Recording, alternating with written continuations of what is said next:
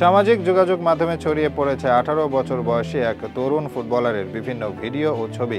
নাম তার ফাহমিদুল ইসলাম। ইতালি প্রবাসী এই ফুটবলারকে নিয়ে বাঁধছে এক হুলস্থুল কাণ্ড। তার সম্পর্কে জানতে ফুটবল প্রেমীদের যেন আগ্রহের শেষ নেই। 18 বছর বয়সী এই তরুণকে মনে করা হচ্ছে বাংলাদেশ ফুটবলের নতুন ডায়মন্ড। বলা হচ্ছে এই ফুটবলারের হাত ধরেই হয়তো বদলে যাবে বাংলাদেশ ফুটবল। আগামী 25 মার্চ অনুষ্ঠিত হতে যাওয়া এশিয়ান কাপ কোয়ালিফায়ার্সের ম্যাচে বাংলাদেশের প্রতিপক্ষ হবে ভারত। এই ম্যাচের প্রেক্ষাপটে বাফুফে 38 সদস্যের একটি প্রাথমিক দল ঘোষণা করেছে। এই দলে হামজা চৌধুরীর উপস্থিতি তো বটেই, এর পাশাপাশি ফাহমিদুল ইসলাম নামের আরেক ফুটবলারের অন্তর্ভুক্তি বেশ চমক হিসেবে এসেছে। সামিদ সহ কয়েকজন প্রবাসী ফুটবলারকে নিয়ে আলোচনা চললেও ফাহমিদুল ছিলেন একেবারে আলোচনার বাইরে। দলে তার হঠাৎ উপস্থিতি অবাক করেছে সকলকে। পাশাপাশি ইতালি প্রবাসী ফাহমিদুল ইসলামের ফুটবল ক্যারিয়ার ও ব্যক্তিগত জীবন সম্পর্কে জানতে আগ্রহী হয়ে উঠেছেন ফুটবল প্রেমীরা। জানা গেছে ফাহমিদুলের বাড়ি বাংলাদেশের ফেনী জেলায়, তবে তার জন্ম ও বেড়ে ওঠা ইতালিতে। সে দেশের নাগরিকত্বও নিয়েছেন এই তরুণ।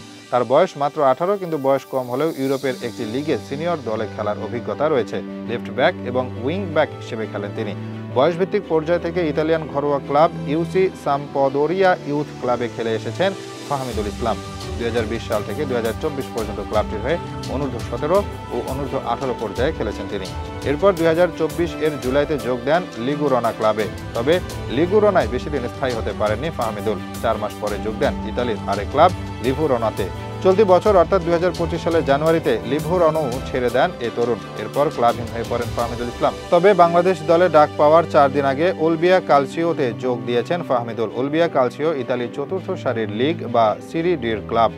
এদিকে ফাহমিদুলকে কিভাবে খুঁজে পেল বাংলাদেশ তা নিয়ে উঠছে নানান প্রশ্ন। তাকে খুঁজে পাওয়া প্রসঙ্গে বাফুফের মিডিয়া ম্যানেজার সদমান সাকিব জানিয়েছেন, দল মূলত বাংলাদেশের কোচ দেয়, তিনি খুঁজে বের করেছেন এই খেলোয়াড়কে। এখানে বাফুফের কোনো ভূমিকা নেই। এশিয়ান কাপ বাছাইয়ে আগামী মার্চের 25 তারিখ ভারতের বিপক্ষে মাঠে নামে বাংলাদেশ। ভারতের শিলংয়ে অবস্থিত জওহরলাল নেহেরু স্টেডিয়ামে এই ম্যাচটিতে তার খেলার কথা রয়েছে। এবার ফাহমিদুল কতটা কার্যকর হতে পারেন সেটাই দেখার বিষয়।